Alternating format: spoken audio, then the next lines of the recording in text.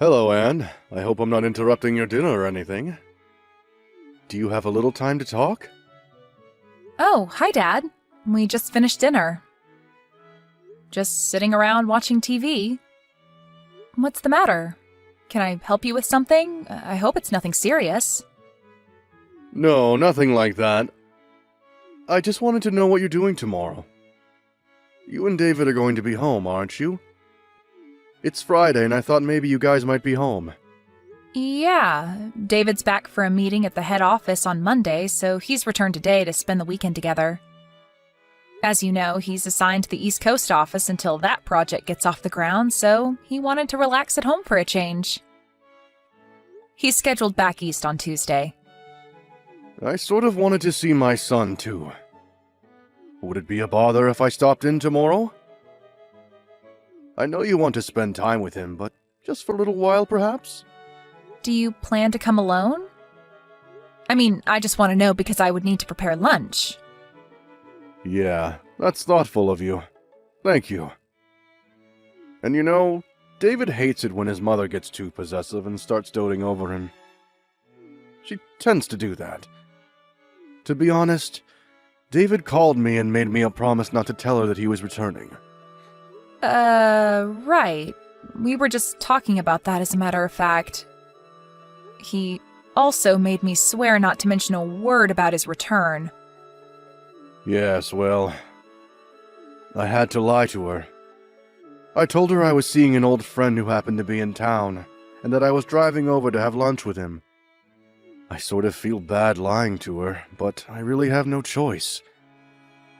Actually, I'm really seeing this friend, so it's not if I'm really lying. You know what I mean? Oh, okay. That's way better. I'll talk to David later so we can get our story straight, just in case. Yeah, thanks. Better to be on the safe side just in case. Okay, so tomorrow I plan to meet up with my friend in the morning, and then I will head over. Is 1 p.m. or so alright with you guys? Yeah, no problem. I'll have lunch ready for you. I bet you're excited to see your son. Yes, certainly am. Okay, Anne. See you tomorrow.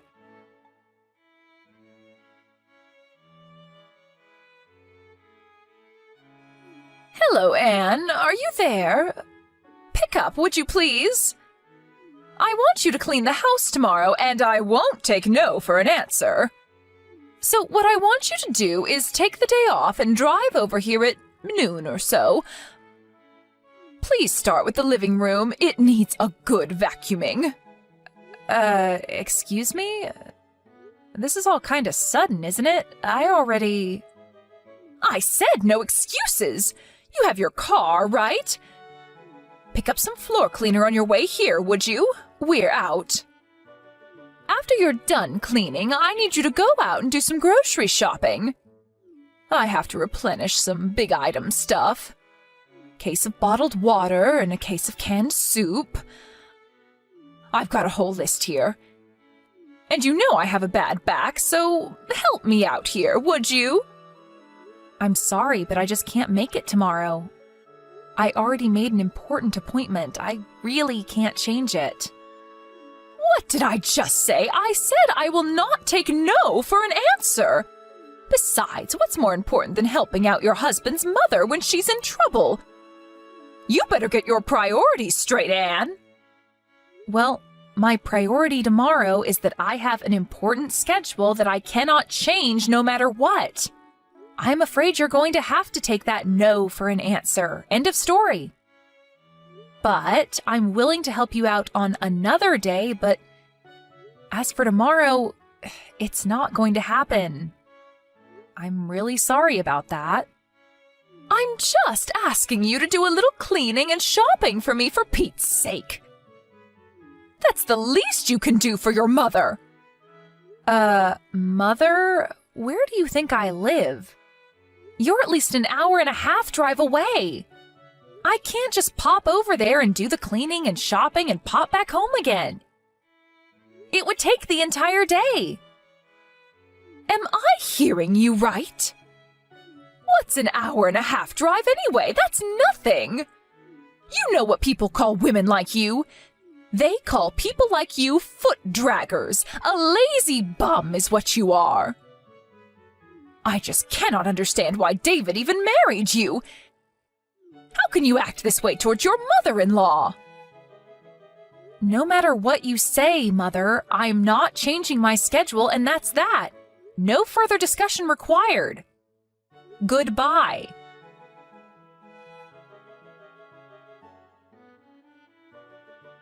Anne, good morning. How are you? I'm fine, Dad. How about you? Yeah, not too bad. Just finished meeting with my friend. I'm on my way there now. I should get there in about 20 minutes. No change of plans, I hope? No changes. Just be careful driving over here. The traffic seems a bit heavy today. No need to pick up anything on the way. We're all set for lunch.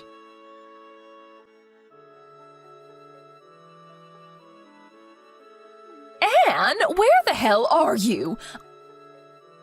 I thought you would be cleaning the living room about now. I always knew you were lazy, but I didn't realize you were this much of a good-for-nothing slacker. I waited all morning for you. I never thought you would defy me so blatantly. There are consequences for your insubordinate attitude. You do realize that, I hope. The living room still needs vacuuming, and you still have to pick up all those items at the grocery store. The store's not going to be open all night. I want this done today. This is the job of the daughter-in-law. You must get over here right this minute and get to work. I want you here in 30 minutes. No ifs, ands, or buts about it. You hear me, Anne? There will be consequences if you disobey me. As punishment for defying me and not showing up as I asked, you are going to have to prepare dinner tonight, too. And I'm not talking about slapping a ham and cheese sandwich together. A proper dinner, you got that? Mother, are you finished? You were going on, and I couldn't get a text in edgewise. I thought I told you I wasn't going over there. I have another important appointment that I cannot cancel. I thought you understood. And I thought I told you to give your mother-in-law priority above all others, didn't I? I said my answer was no.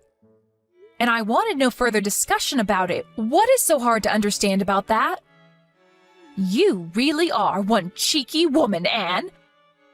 And to think that my dear son, my precious David, married you, what was he thinking? You're just a deadbeat wife, you know what, Anne? I want you to divorce my son and disappear from our family forever. That's what I want from you. Mom, I would refrain from such name-calling if I were you. It's not as if we're simply talking face-to-face. All this is recorded and saved. Name-calling, huh? I'm being kind. I have worse things I want to call you, but I'm holding back. Besides, what I'm doing is providing discipline to a disobedient daughter-in-law. That's what I'm doing. I may name-call on occasion, but it's for your own good. Okay, whatever, but I should tell you that your husband is furious. My husband? What are you talking about? He's not even here today.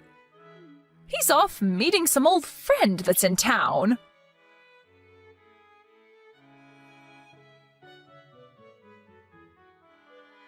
Caroline, what is wrong with... What is this all about, for God's sake? I wish you would put a stop to all of this. Why do you have to treat Anne so horribly? What did she ever do to you? Is that you, Robert? What is this? Why are you texting me?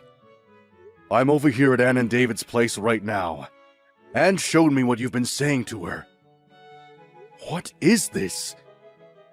A lazy, deadbeat wife? Really? How could you say such things to Anne? What?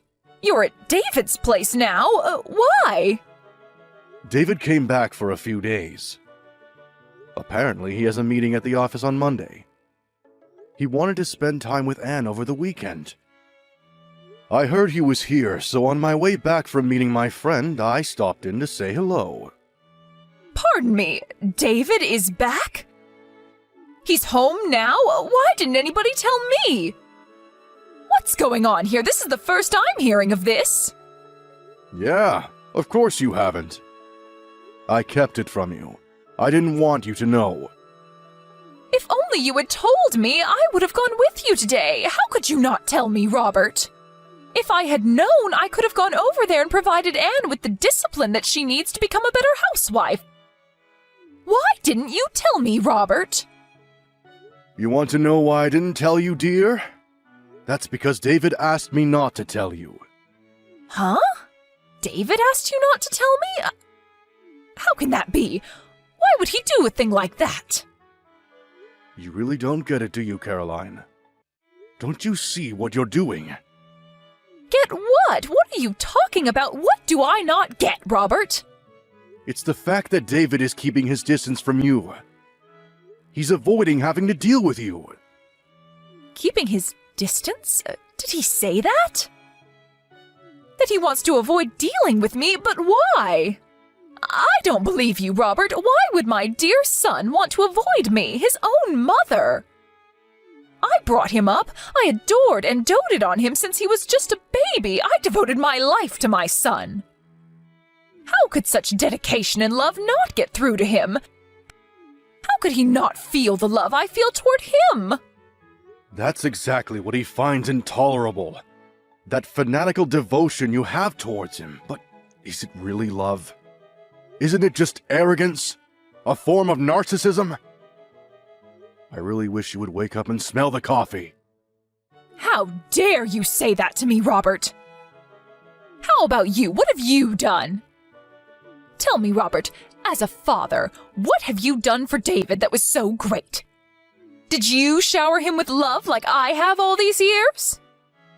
As David's father, I think I've done what's necessary. I know that I'm always here for him when he needs me, and I would do anything for him if asked. Pardon me, that's all? That you're there for him? I could say the same. Well, let me give you 2 examples of what I mean. The first example is David introduced me to his best friend, an old classmate of his from college. Excuse me, his best friend?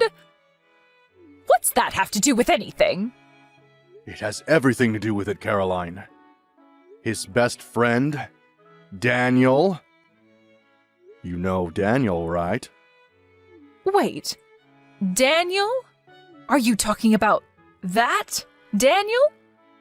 He's that parentless boy, that orphan, that Daniel? I told him not to associate with him. He is not of our caliber. That's the one. You do remember him, don't you?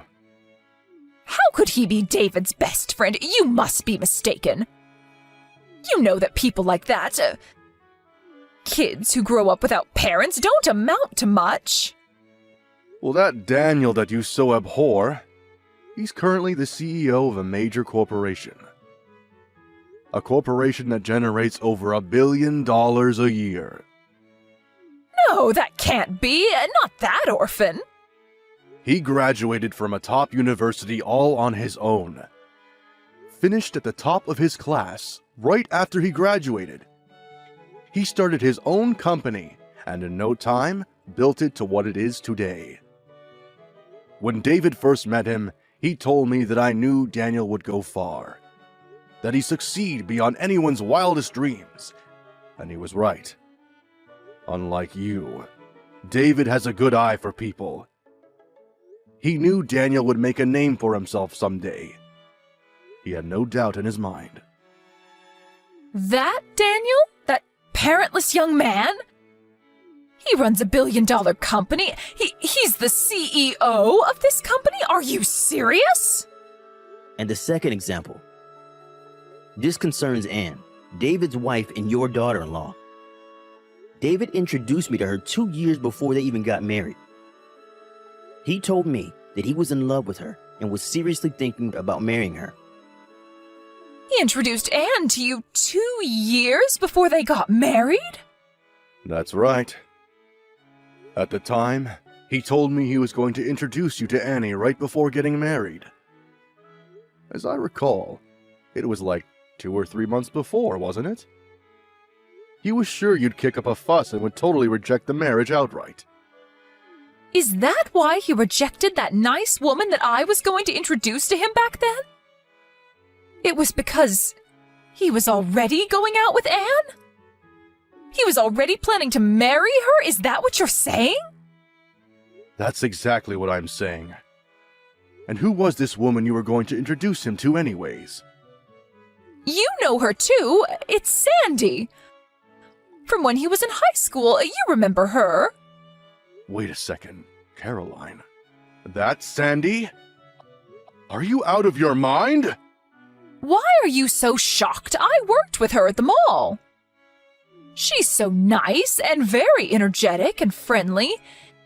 She would have been perfect for David. Did you know that their father is a company president? Sandy is much more suited for David than Anne. Wasn't her father just some company clerk or something? I never really asked her. You're forgetting one thing, Caroline. I heard that this Sandy has 3 kids, and she's not even married, for God's sake! On top of that, they aren't even sure who the father is, and you wanted David to marry this girl? But pardon me? Where did you hear that? Not only does she have 3 kids, she's been divorced twice. I heard that her parents are so fed up that they're not even talking anymore. Is that true? You're not making that up, are you? I had no idea Sandy had... Everybody knows everybody around the area. Where have you been? I'm surprised one of your lady friends weren't gossiping about it. Your discriminatory views are apparent, Caroline. You only look at things superficially. How could you say that? Are you saying that I'm prejudiced? That was not my intention. I'm so glad that David has an eye for people. He knows good people when he sees them. If we had left it up to you to decide who David should marry, I'm sure he would have suffered the consequences. I'm glad he defied you and made his own decisions. His life would have been very different. I thought only of his happiness. I thought it was best for him, that's all. We really got off track, haven't we? I suspected that you probably had ill will towards Anne and probably call her a name or two. But this? Are you serious, Caroline? How could you call her such despicable names? Like I was saying, this was merely part of disciplining her. She'll never be a good housewife if she's not taught proper manners. A lazy deadbeat wife is going a little too far, isn't it? You come off as a hateful bully is all. David is standing right here next to me. He's in total agreement. You've gone too far, Caroline. No, this can't be. David wouldn't feel that way toward me. I'm going to head home pretty soon. You will be home, I hope. We need to sit down and talk, Caroline. We need to discuss our future. Discuss our future? What are you talking about? 10 years ago, I was forced to accept defeat because of your reaction. Your total hysteria. But this time, I've had it. There are just too many complications involved this time. I cannot ignore it any longer. Unlike 10 years ago, my mind is set. There is no one who is going to change my mind. You can become enraged all you want. Become hysterical all you want. My decision is final. Huh? What do you mean, final? Are you serious, Robert?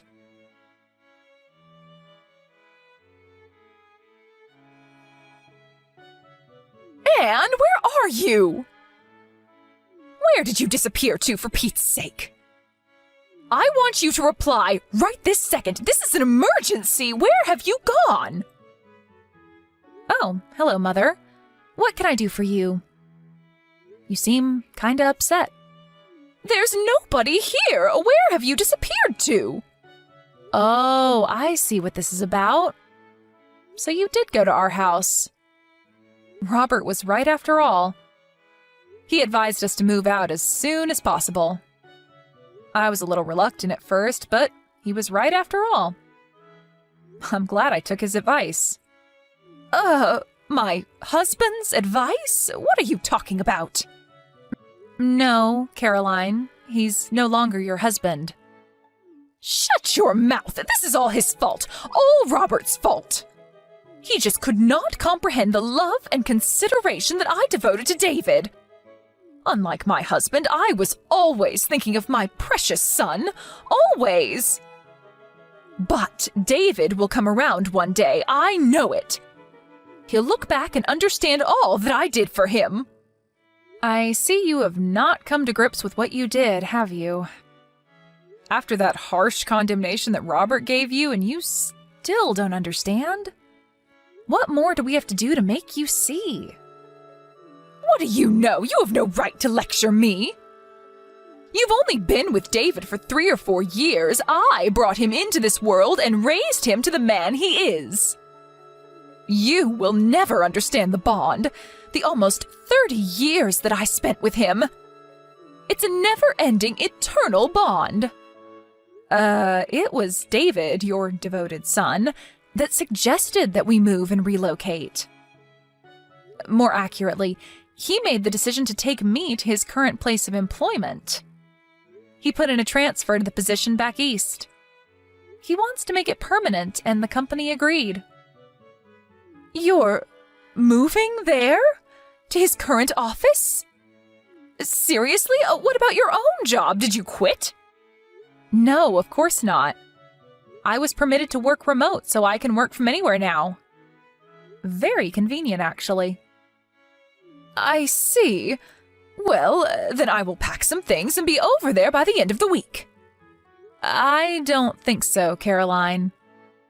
The address over here is not the one you were told. That was a company dorm. We found a more permanent place. What? You found a new place already? Where is this new place? I'm sorry, but I'm not permitted to divulge that information. After all, we moved in order to get away from you, so why would we tell you? You're trying to pull David and I apart! All I'm doing is obeying David's requests. As his wife, I have to obey his every command, right? Isn't that what you always told me? I can't believe that! David would never do that! You're hiding it from me! David will tell me, I'm sure of it! Okay, whatever. Think how you like. I really don't care if you believe me or not, to be honest.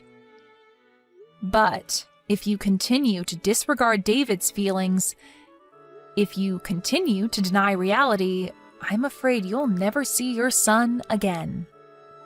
Pardon me? Not see my son? Not see my David ever again? There is nothing further for me to say to you, so maybe we can cut it short? What do you say? Goodbye. Wait, Anne, don't cut me off! What do you mean I won't ever see my son again?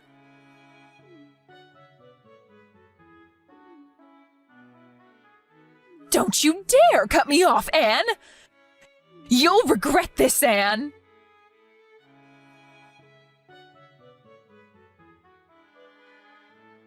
No matter what we said, no matter how we tried to explain it to her, she just could not accept the fact that David was sick and tired of her abnormal devotion and love for him. Maybe her love for her son is so strong nothing will convince her otherwise. David tried various ways to make his mother understand his feelings, to no avail. He came to me and his father for advice after countless attempts to reconcile with his mother. She was his mother, after all, and he wanted to settle the matter without breaking up the family. After his parents finally divorced, he sighed with relief, saying to me one night at the dinner table, "It's finally over." he finally seemed at peace with himself. My father-in-law was much the same way, apologizing for making us wait for so long. Maybe if he had had the courage to divorce her 10 years ago, all this might never have transpired. And I would not have endured such anguish. And what happened to Caroline, my former mother-in-law, you ask? I heard this from a friend of mine, and I would take it with a grain of salt. But apparently, she found a young man that looks strikingly like David. I heard she used up all the money she received from her divorce and used it all on this guy. Last I heard, she was deep in debt. She completely disregarded warnings from her friends and neighbors and couldn't stop sinking money into this guy. She's always had a bullheadedness about her. Once she latches onto something, she won't let it go. Maybe that's why she ended up losing everything she cared for. But will I reach out to help her? I'm sorry, but no thanks. I don't think she would even accept my help.